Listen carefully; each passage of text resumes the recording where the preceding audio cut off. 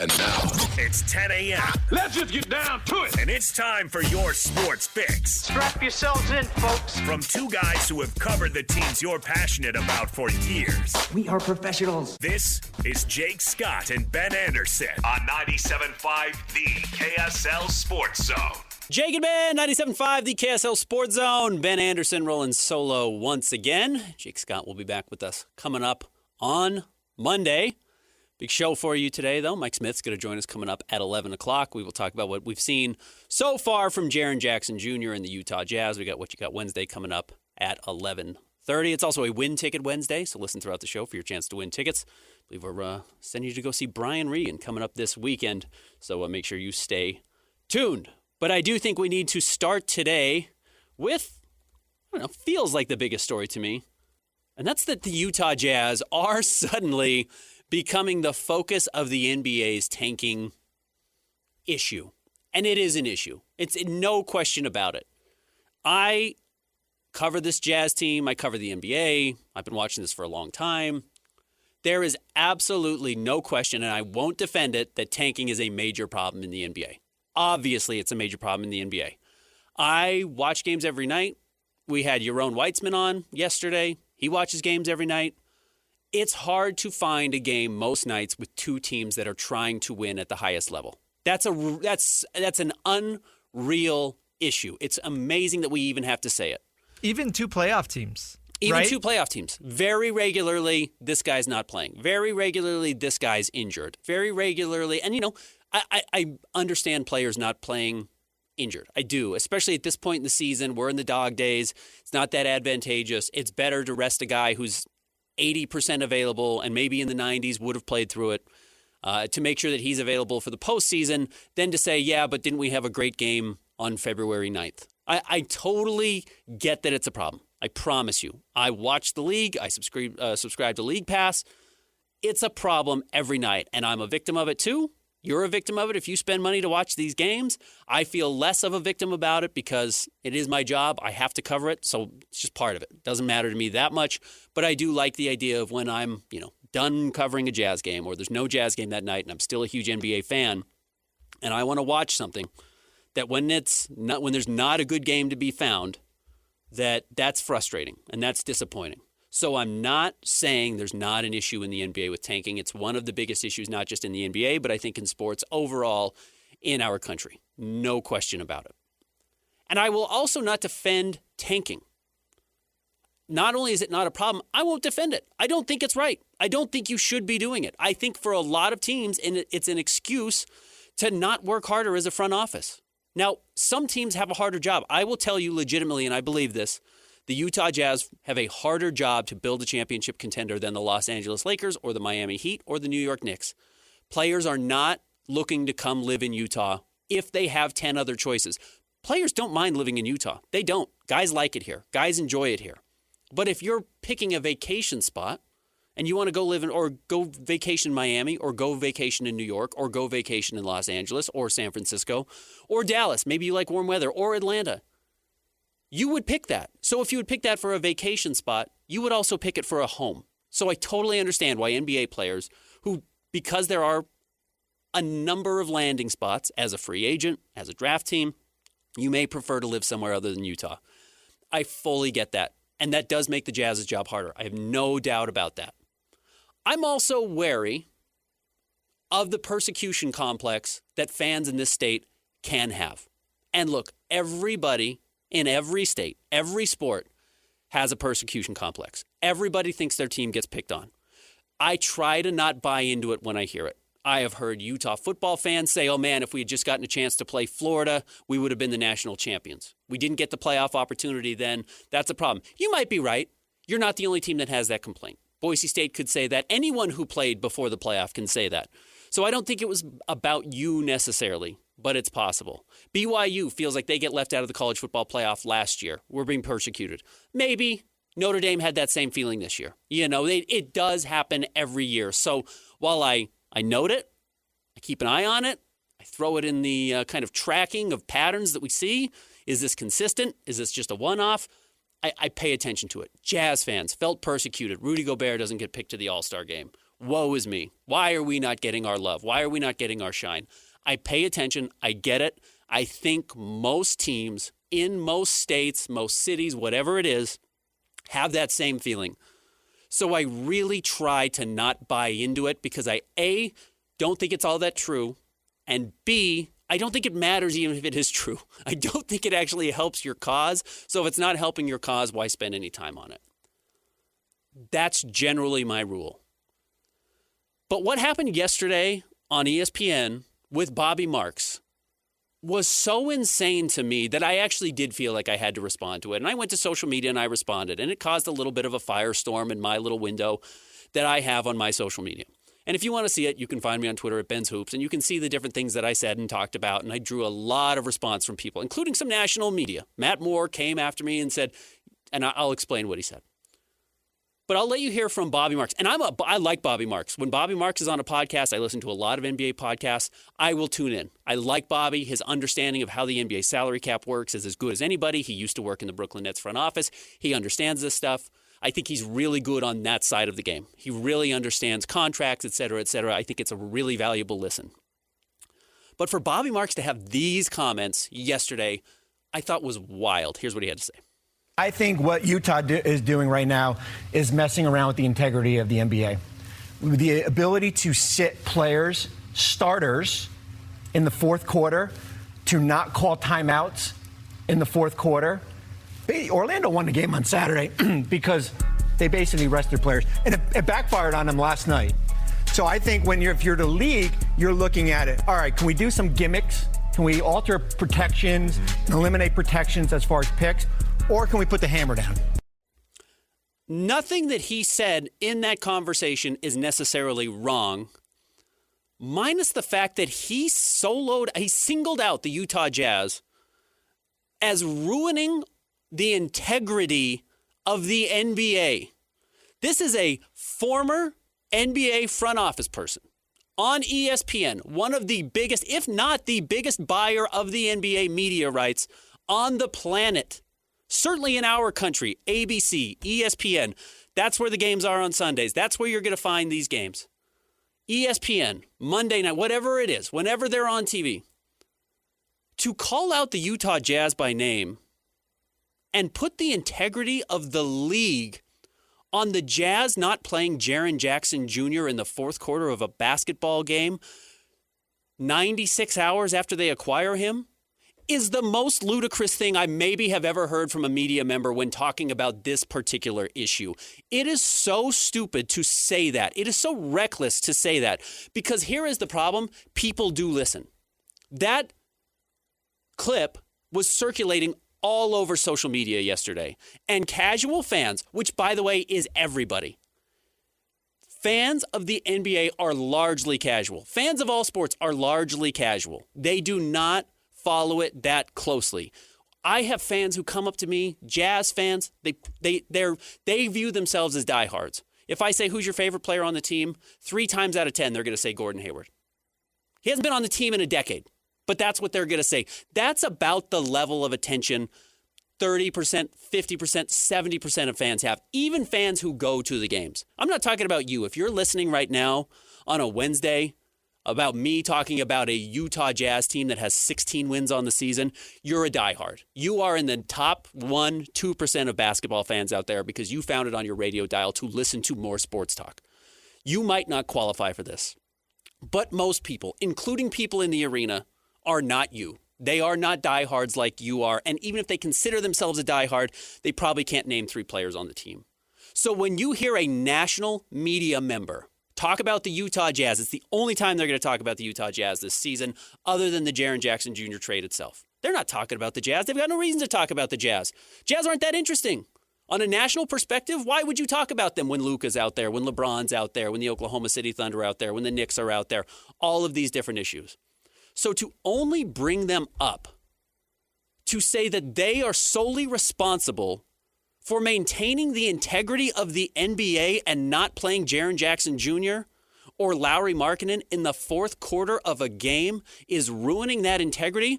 You have a head coach right now in the NBA in Chauncey Billups who got arrested by the FBI for informing gamblers that they were going to lose a game. They were going to lose a game because of who was playing. And this is on the Utah Jazz. Now, you have one of the great players of this generation. In my opinion, the second greatest player of this generation, with all due respect to Kevin Durant. I think it's LeBron, and I think the next best player, okay, I'll say third because Steph Curry's number 2, is Kawhi Leonard. 2 finals MVPs, one in San Antonio, one in Toronto. When he's on the floor, he's as good a two-way player as we've had in the NBA.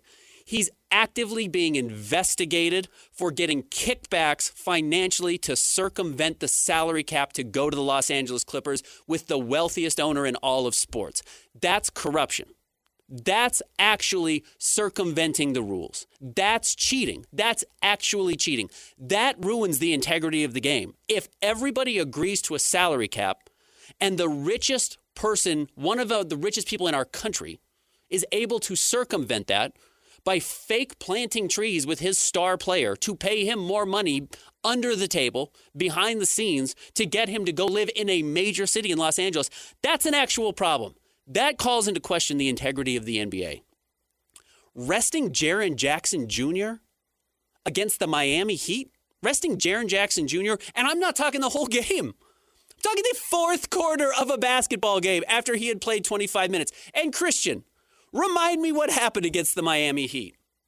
Oh, they won. The Utah Jazz won. They won. They won the game. They won this basketball game. And let me ask you, Christian, did they get outscored by 30 points in the fourth quarter and still found a way to hold on to that victory? No. They outscored Miami in the fourth quarter. They beat them 30-29 in the fourth quarter while resting their stars and playing their young players. And that's a Utah Jazz problem? You don't have a problem with the Miami Heat, who also weren't playing Norman Powell, who also weren't playing Tyler Hero. I don't know how healthy they were, but they weren't out there playing. And this is the Utah Jazz's problem? Now, the other issue here, and Matt Moore, who used to be a national NBA writer, I don't even know what he does now, came after me on social media because I called out an example specifically. And I remember, and look, is it apples to oranges? A little bit. The Oklahoma City Thunder, I remember this game. It's why it was the first name that came to my head, but I could go of every Raptors game last year. I could go to every Brooklyn Nets game last year. I could go to every Golden State Warriors game in the second half of the season in 2011 when they tanked to get Harrison Barnes. I could go back to the Houston Rockets in the early 80s to get Hakeem Olajuwon. This has been going on forever. But Matt Moore, who's like an intelligent person, said what the Jazz did by sitting a player in the fourth quarter is worse than a team that doesn't play their star players for the entire game. Because when you do that, at least the coach can go out there and say, well, we're trying to win because we're playing the worst players that we have on our team for 48 minutes, as opposed to just not playing Lauri Markkanen and Jaren Jackson Jr. for 12 minutes. Reminding him that the Jazz, last time they did this, which was 48 hours ago, they won the game. To say that it's better to have a team quit on a game before it starts by putting a roster on the floor that has no chance of winning is worse than sitting star players in the fourth quarter of a game the Jazz won does make me think that this is a personal issue, that this is an issue you have with the Utah Jazz or Danny Ainge or Will Hardy or Lauri Markkanen or Jaren Jackson Jr. And I don't know why. That's what I think I struggle with. Why the Utah Jazz? Who cares? Why would anybody care at that point? Is it just because it's easy? Maybe. Jazz are an easy punching bag. Never won a title. Karl Malone is a bad guy in the history of the NBA. John Stockton goes out there and is making a fool of himself right now on podcasts. It's easy to say the Jazz don't matter. LeBron James, I think it was Kevin Durant, whoever were the heads of the captains of the All-Star game when they started doing the All-Star draft, made fun of the Jazz on national TV during the draft. They said, we never played with the Jazz on video games growing up, so we're not going to pick Lauri Markkanen to be on our team. And they were laughing about it openly. Not going to pick, I think it was actually Donovan Mitchell and Rudy Gobert. They laughed about it. The Jazz have been a punching bag. Maybe it's that simple that they continue to be a punching bag. But to focus on them right now, as recklessly as what we saw from Bobby Marks yesterday, and maybe we should play the clip again, to call into question the integrity of the NBA is bizarre to me. Let's hear it one more time. I think what Utah is doing right now is messing around with the integrity of the NBA. The ability to sit players, starters, in the fourth quarter, to not call timeouts in the fourth quarter. Orlando won the game on Saturday because they basically rested players. And it backfired on them last night. So I think if you're the league, you're looking at it. All right, can we do some gimmicks? Can we alter protections and eliminate protections as far as picks? Or can we put the hammer down? I don't have a problem with fixing tanking. If you can find a way to do it, do it. I absolutely agree. To say that the Utah Jazz are the face of this is stupid. I mean, it's lazy. It's horrible work from a media member who does know better than this. And then if I actually want to argue what's better, because I talked about how casual NBA fans are. I ran into a friend at a Jazz game. If you don't know, media before Jazz games goes and eats in the Toyota Club. It's where all the other fans eat right now. The Jazz are figuring out their catering for the media before the game. So right now the solution is just go eat up in the Toyota Club. That's where you're going to eat your food. Very nice of the Utah Jazz to continue to feed us. I ran into a friend there, basketball fan, knows the game pretty well. 15 minutes before tip-off, they were like, "Hey, looking forward to this game." And I said, "Oh, well, Lowry's not playing. Like, don't get too excited. Like, this isn't going to be a great game that you're watching. Like, the product you are actually about to watch is not that good." They had no idea Lauri Markkanen was not going to be playing in this game. They had no idea that was the case. And they're like a real basketball fan. You know what they would have loved? Have him start the game. Have Lauri out there for 15 minutes, 20 minutes, 25 minutes, which, by the way, go and look at how often the Jazz players over the last couple of games are playing exactly 25 minutes before getting pulled. If you want me to put on my tinfoil hat, that's a directive. That's a directive from somebody above them. Maybe it's the NBA. I don't know. But to play 25 minutes, so when people check box scores, it looks like they played a full game and they're getting pulled. If you're mad about why the Jazz are doing it this way, I would tell you to look higher than the Utah Jazz making this decision of who's playing what minutes and why. But if you want to make an argument, I remember, look, I'll get a little distracted here. I grew up in the state of Utah. My brother grew up in the state of Utah. Older than I am. We both played junior jazz growing up. I remember being jealous that my brother got junior jazz basketball tickets because those are the games we got to go to. My parents weren't able to buy a lot of tickets. We went to the junior jazz tickets. I'm sure a lot of Jazz fans have that same opportunity, or that was their same opportunity to go see the Jazz play. I remember being jealous my brother got to go see David Robinson play. He got to go watch the Spurs play, and he will remember that he got to see David Robinson play for the rest of his life. Do you think my brother could tell you whether or not the Jazz won that game? Do you think he has any concept of it? No. But you know what he can say? Yeah, I saw David Robinson play. You know what Miami Heat fans can say? You know what Orlando Magic fans can say? Because they're going to be casual fans because that's 98% of the people in the building. I saw Jaren Jackson Jr. and Lauri Markkanen play. What's the problem? Oh, I didn't know they weren't on the floor in the fourth quarter. I had no idea. And you know what I was happy about? My team actually did come back and win the game. The Orlando Magic were celebrating on the floor winning that game. It was ridiculous. The Jazz weren't trying to win that game. Bobby Marks is right about that. They were not trying to win that game. But if you were a fan and you bought a ticket to the game, you saw Lauri, you saw Jaren Jackson Jr., you saw Yusuf Nurkic, you saw Keontae George, I think, for the first half of the game before he got hurt. You don't know who's on the floor in the fourth quarter. Most fans don't. So if that's going to be your big issue, and you think it's better to just sit guys entirely, that the integrity of the game is based on whether they play the fourth quarter or not, I think is absolutely absurd. I think what Bobby Marks did was bizarre. I would tell you, I'd be willing to bet in the next week, if not today, he will come out and retract that statement and apologize. And if I were the member of the Utah Jazz, I don't represent the Jazz at all. But if I were Justin Zanuck or Austin Ainge, especially right now, my first year on the job, Danny Ainge, who has the history that he does, Ryan Smith, who's the owner of these teams and owns another professional sports team, I would raise hell. I would be at ESPN right now. I would be talking to their people. I'd be talking to their producers. And I would want to know, why are we getting singled out? Why are you letting somebody go on and make us the face of the NBA's problem right now? Do we take part in it? Sure. So does half the rest of the NBA. And over a long enough period of time, everybody in the NBA has done it. So if I were the Jazz right now, I would be incensed at Bobby Marks specifically, but that ESPN allowed it to go over the air. And I'm not kidding. And I know that sounds dramatic, and everyone's got to have opinions. Those opinions do sway public opinion. Those conversations do actually matter in the big picture. And I would want to know why the Utah Jazz specifically, if I worked for that company, were becoming the face of it. Because I think it was bizarre, and I won't be surprised if in the next 24 hours, Bobby Marks comes out and says, I was wrong to say the Utah Jazz, because he was. Because he was wrong to put it on the Utah Jazz, and it's bizarre. And I don't know why he did it. Maybe he doesn't come out. Maybe it is a personal problem. I have no idea. But it was insane, and it was wrong, and it was bizarre. The Jazz fans, I think, have to carry some of that. Yeah, well, you almost wonder, too, if he's kind of parroting things that he has heard from other maybe front office members who don't have the platform or who don't want to come out and say it, right? Maybe he is choosing to kind of be the face of this and the voice of this, but regardless of why he's saying it, it is wrong, and it is unfortunate because that does put the target on the Utah Jazz from people around the country who already don't like the Jazz. I think that's part of it. I also do think the Jazz are gaming the system in a correct way. That is, now they do have 2 All-Stars on their roster, and Keontae George looks like a future All-Star, and you've got Ace Bailey, and now you're adding another top 8 pick to it. I mean, if you want to say that like the Jazz are playing this system better than anyone else, I'd listen. It's not true. Other teams have gamed the system extraordinarily well. The Oklahoma City Thunder are loaded with talent.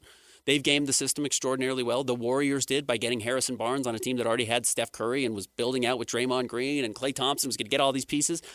Everyone's done it. They've all done it. Teams have done this consistently. But yeah, the Jazz are about to be good quickly, and part of it is because of how aggressively they tanked. No question about it. I'm not arguing with that in the slightest. But to say that they're responsible for it is bizarre. And then, yeah, I got to mention here.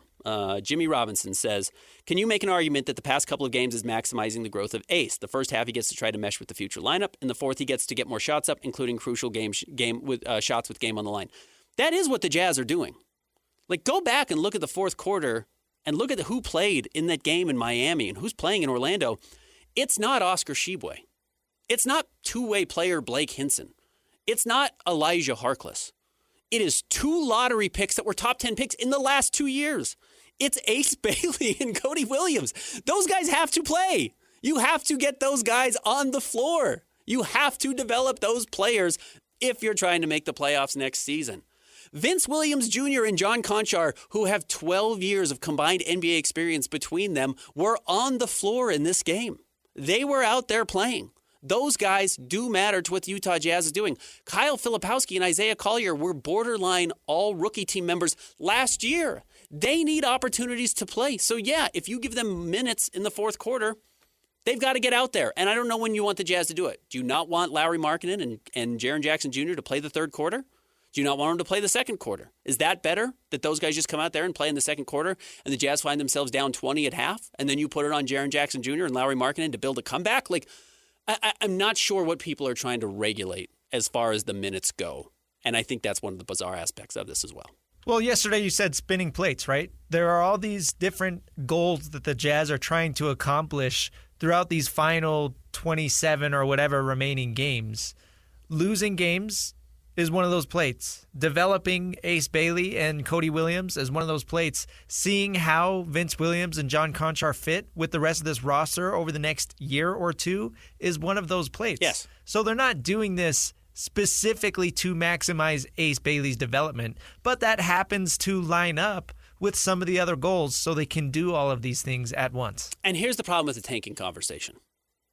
The truth is, the further you zoom out, the more tanking is a winning strategy.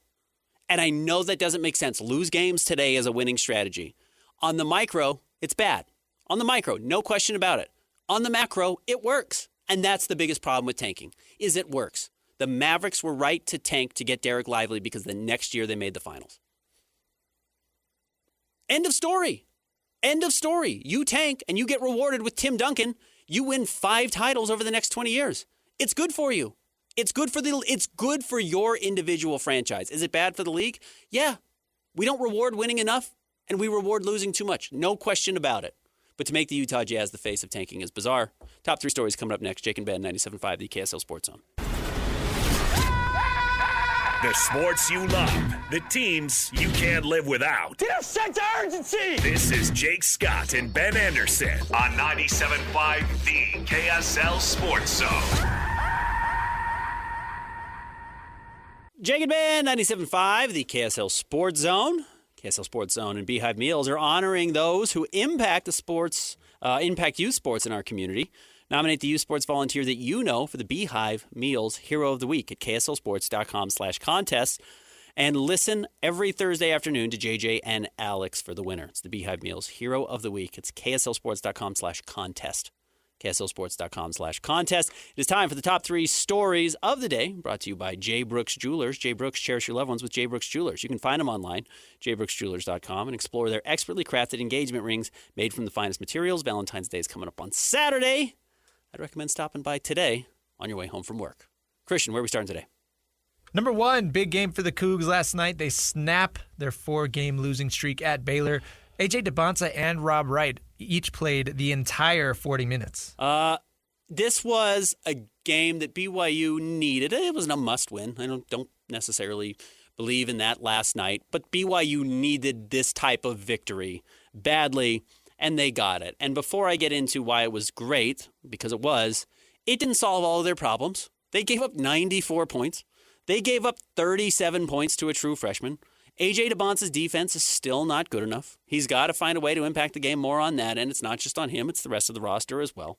We know Richie Saunders is not going to be a great defensive player. They've got to figure out how to fix that. Yada, yada, yada. I get it.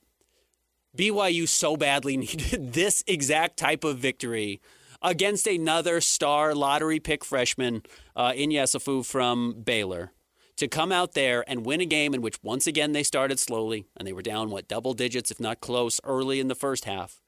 Battled back, tied the game up at halftime, and then played in a very difficult environment in Baylor where BYU is going to have a huge target on their back, not just because the number 1 or number 2 overall pick is coming into their home arena to play, but also because it features Robert Wright, former Baylor star who left Baylor to go play at BYU. So BYU was going to have a huge target on their back going into this game, and they found a way to get a victory facing what adversity you face in that situation.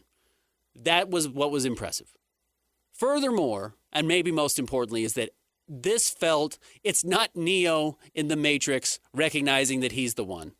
But I did think there were moments where A.J. DeBonsa looked around and the game felt slow to him and he realized, I'm just going to drive past this dude and dunk on him. I'm just going to drive past this dude and use my superior athleticism, ball handling, size to finish at the rim or pull up for a mid-range jump shot. It felt like all the pieces fit together for AJ the best they could. And truthfully, because of the way BYU's roster is built, because they still only got 4 points off their bench last night, they are not going to get a lot from Keba Keita because the shots simply are not there for him to shoot a whole lot. He had 4 personal fouls in 15 minutes last night. He was not as good as I think he needs to be if BYU is going to make a serious run to the Final Four. But with that being the case, AJ does have to become the LeBron James of college basketball.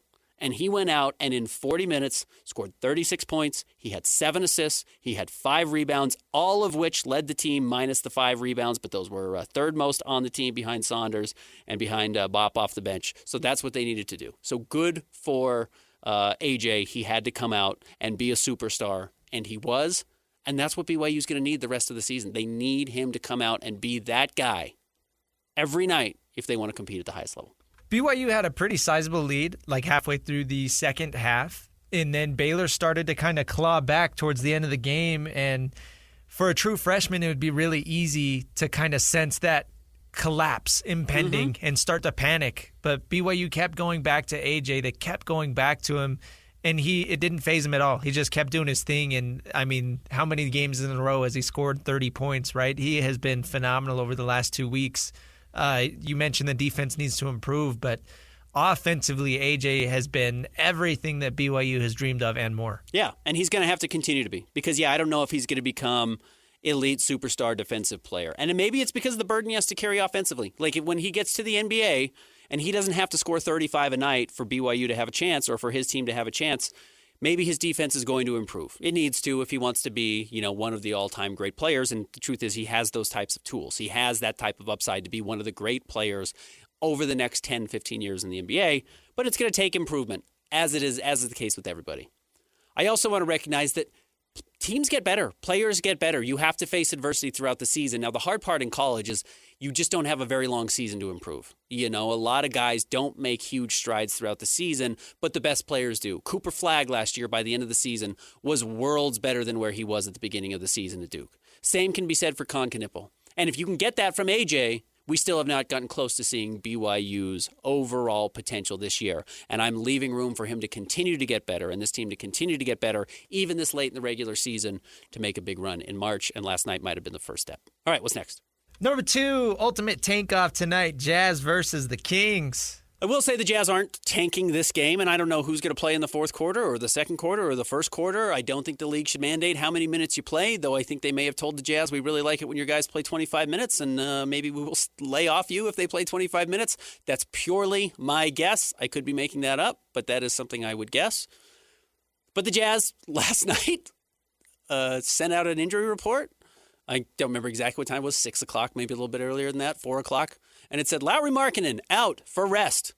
The entire Twitter world was going crazy about the Jazz not playing players in the fourth quarter. 40 minutes later, I don't know if Lauri had a great nap, but the Jazz updated, Lauri Markkanen updated, available. My true belief is that the Jazz saw the injury report from the Sacramento Kings at the same time. And if you're a Kings fan in Salt Lake City, A, God bless you. B, you're not going to see any of the players from that team actually get on the floor. I don't have it up in front of me right now. Maybe you can pull it up quickly, Christian, but I believe it's no Russell Westbrook. It's no Zach LaVine. I believe it's no DeMar DeRozan. It's no Sabonis. You're not going to see any of their better players. Malik Monk as well. Malik Monk also out. They are tanking this game. And DeAndre Hunter. You're right, who they just acquired at the trade deadline. Oh, so many of these players have been available in recent games. It's weird that they all can't play. I wonder if we should throw the integrity of the NBA on this game between the Sacramento Kings and the Utah Jazz on Wednesday, February 11th. I'm not going to do that. I think that would be ridiculous. But you're not going to see them. And I think what the Jazz did, honestly, is they saw that injury report. They said, oh, we could try to lose this game. In fact, they did against Miami, and it didn't work. We could try to lose this game against Sacramento. It's just not going to happen. So we're going to go out there and win this game. Lowry's going to be available. Jaren Jackson's going to be available. This is going to be one of the last times I think you're going to see the Jazz, especially at home, because, again, the player participation policy does not apply the same at home as it does on the road. I think this is going to be one of the last times, if not the only time this season, you see the starting lineup that features Jaren Jackson Jr., Lauri Markkanen, and Jusuf Nurkic all together. I think they're going to hammer the Kings. They're going to give Jazz fans a big reason to celebrate Jaren Jackson Jr. being on the team. And then I suspect we will see far more aggressive injury report from the Jazz tomorrow with rest, despite the fact that they're going into the All-Star break the game after against the Portland Trailblazers. All right, what's next? Number 3, Ben, that's a nice big glass floor you got over there. What did you say? Big glass. Oh, a big glass That's a big floor. glass floor over there. The Big 12 announced a new floor. It's going to be used during the conference tournament. It looks cool. It absolutely looks cool.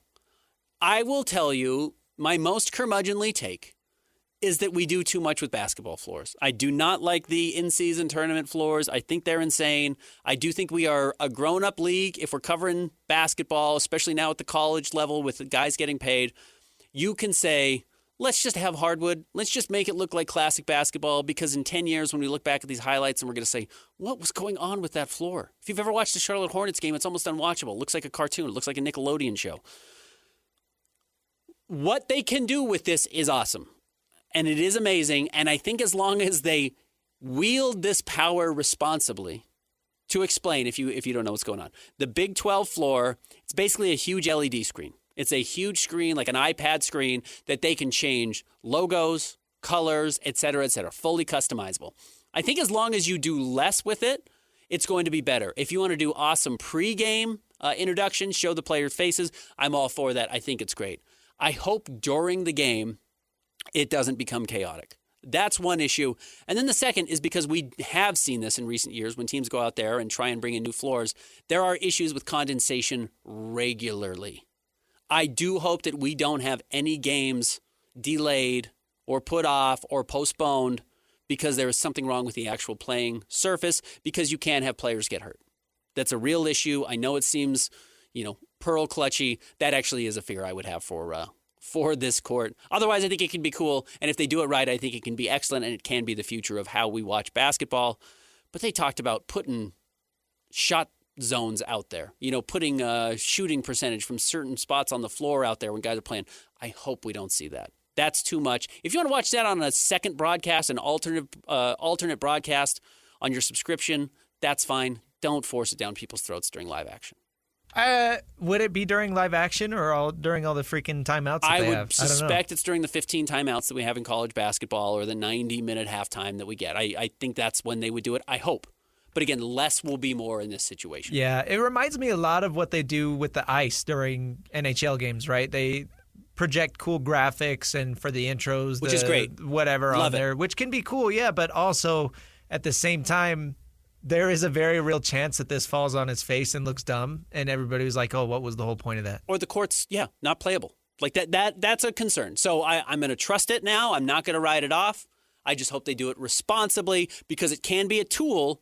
But I know me. I buy a new computer or phone or whatever, and I want to unlock it and see how fast I can get it going. I want to use every little function it has.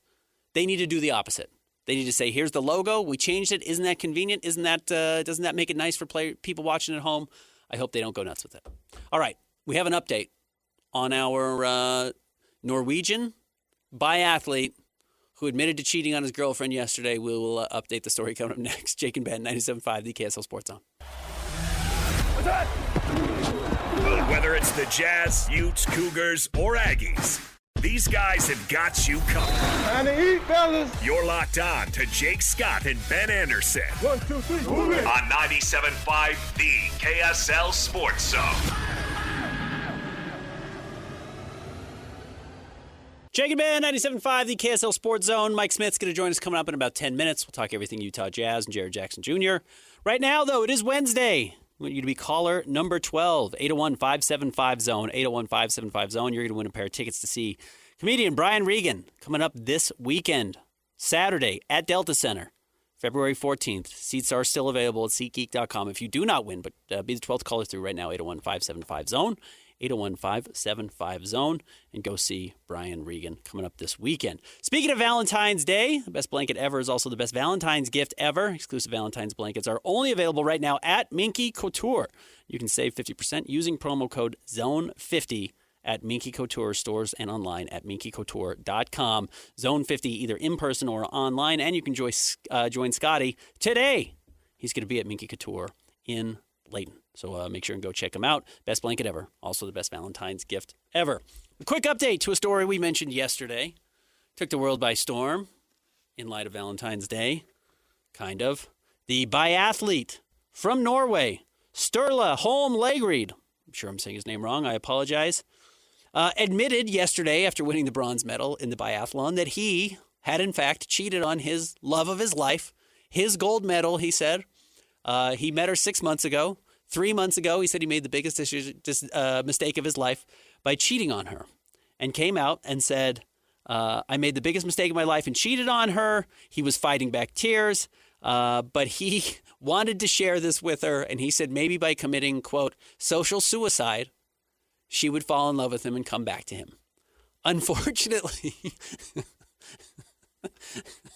this may not have a happy ending. He said, this is what she said. Now, this was according to, let me see, make sure I get the tabloid VG in Norway caught up with this woman who chose to remain anonymous, and totally understandable. She wrote, or she said to the tabloid, "It's hard to forgive, even after a declaration of love in front of the whole world. She was not quite ready to be with him yet." So we will see. A short statement. But they did track her down, which credit to them. I don't know if he had photos posted on his social media. I don't know if he went out and told somebody behind the scenes who it was. She, again, has chosen to remain anonymous. But she said it's hard to forgive, even after a declaration of love in front of the whole world. Ultimate, do you remember the Seinfeld episode? You may not. Talking about having upper hand in a relationship. She's got the most upper hand in a relationship of all time. She never has to go back to him. And she can play this card going forward that, do you remember the guy who won the Olympics called his girlfriend a gold medal that he had cheated on? That's me. I'm that woman. She can play that card for the rest of her life, and maybe she'll hold on to it. Maybe how do you feel about this whole saga? What are your thoughts on this? Well, infinitely avoidable, right? So easy to avoid. Like this guy, I don't know how old Sturla is. Prime athlete at the Olympics, was he 22? 23 years old. Look, 22 and 23-year-olds are doing dumb things. They're doing dumb things in relationships. I hope you're not cheating on whoever. But you would not be the first. Sturla's not the first here. It does happen in this world, unfortunately. Did you find out his age? Do you know how old he is? He's 28. Yeah. 28. A little dicier at that point. But yeah, a little older. Not the first person to ever cheat on their girlfriend, especially. So you can move on. You can forgive people and put that behind you. The declaration of love in front of the entire world, though. It really is not fair. Corny? I get it. I do think it's sincere. I do think it's a little, what's the word I'm looking for? Not abusive. It's a little gaslighty to come out there and be like, now I'm going to put all the pressure on you to take me back. She doesn't owe it to him to take him back. She could have broken up with him if he didn't cheat on her. It doesn't matter. She doesn't have to do anything she doesn't want to. It's a relationship. You can break up. You can be together, whatever you want. For him to put all this focus on her, and good for her for at least to this point, not revealing her identity or nobody doxing her or whatever, finding her identity. The fact that she had to talk to somebody and clear this out and become a national story is a little unfair on his end, especially now that she was the person who was wronged in this situation. So I actually wouldn't be surprised if she was even more frustrated and his declaration backfired because now Yeah, what are you doing, dude? she's a little bit of not a joke, but she's a little bit of a world. You had one of your worst things that's ever happened to you exposed on a worldwide scale. That I feel for her. Yeah, now all 12 of Sturla's fans are going to go after her. Yeah, right, exactly. The diehards will go after her, take him back. He's our gold medal. But now she is a little bit of a punchline, unfortunately. So, Sturla, you tried. Sounds like it's going to fail, but there's still time before the Olympics end and before the Valentine's Day is here. Sturla, enjoy the Olympic Village. Yeah, you know what? I have heard Tinder goes crazy. You hear during the crazy Olympic stories Village. about the Olympic Village. So, in fact, to the point where they build poorly made beds on purpose. To Collapsible, make sure that, yeah. that more than one person can't be in the bed at any one time. So, well, that was at least during COVID. Good luck, Sterla. We're all kind of rooting for you. Mike Smith joins us next. Jake and Ben, 97.5, the KSL Sports Zone.